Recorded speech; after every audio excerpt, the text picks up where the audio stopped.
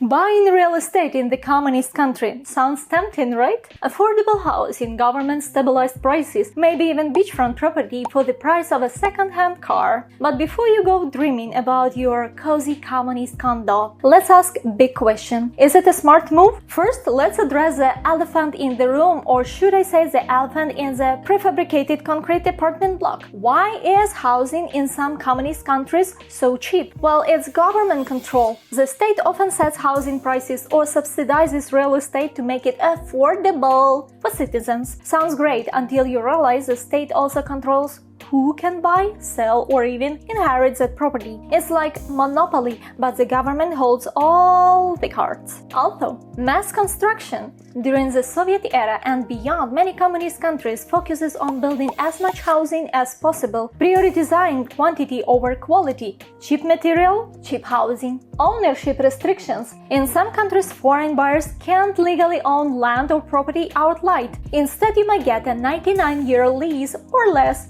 Basically, you're a glorified tenant. Does it sound like a good deal to you? Okay, it's not all bad news. There are reasons people are tempted to invest in these markets, and first is low entry cost. Prices can be ridiculously cheap compared to Western markets. If you've got some spare cash, you could buy an entire apartment instead of just a parking spot back home. A rental potential. If the property is in a touristic area in Cuba or Vietnam, you could turn it into the Airbnb or vacational rental, assuming of course the government lets you. Big assumption, speculative growth. Some communist or semi-communist countries like Vietnam or even parts of China are opening their economies. If the area modernizes or attracts foreign investments, your cheap purchase might skyrocket in time. But here is the catch, and it's a big one. Buying real estate in these countries is not like buying a house in your hometown. Risks include limited ownership rights. In some countries, you don't own the land, the government does. You're essentially buying the rights to use the property for the set number of years.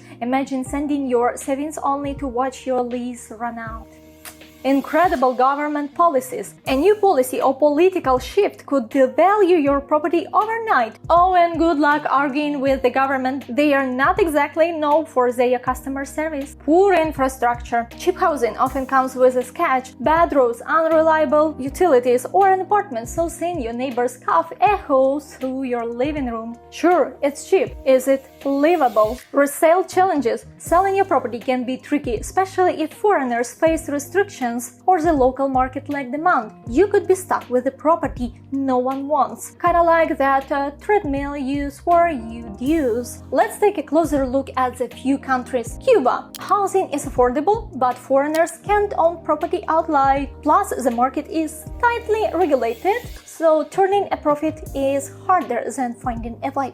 Vietnam, a hot market for expats, but you will likely be leasing rather than owning. It's great if you're planning to live there short-term, but long-term investment? Risky. China. You can buy property, but land ownership is off the table. Residential leases usually max out at 70 years, and the government can decide to redevelop or reclaim land whenever it pleases. So should you buy real estate in the communist countries? Here's the bottom line. If you're looking for a vacation spot or a short-term rental opportunity and you've done a lot of research, it might be worth it. But if you're banking on the long-term appreciation or planning to pass the property down to your kids, you might want to think twice. Buying property in a communist country is like adopting a pet tiger. It seems exotic and cool at first, until it eats your savings. In the end, remember, cheap doesn't always mean good. That beachfront apartment might cost less than your phone, but if you can't legally own it, resell it, or rely on it, is it really worth it? Thanks for watching. Let me know in the comments, would you risk buying property in the communist country, or does this sound like a big red flag? Don't forget to like, subscribe, and share this video with your adventurous investor friends. See you next time. Your Maria.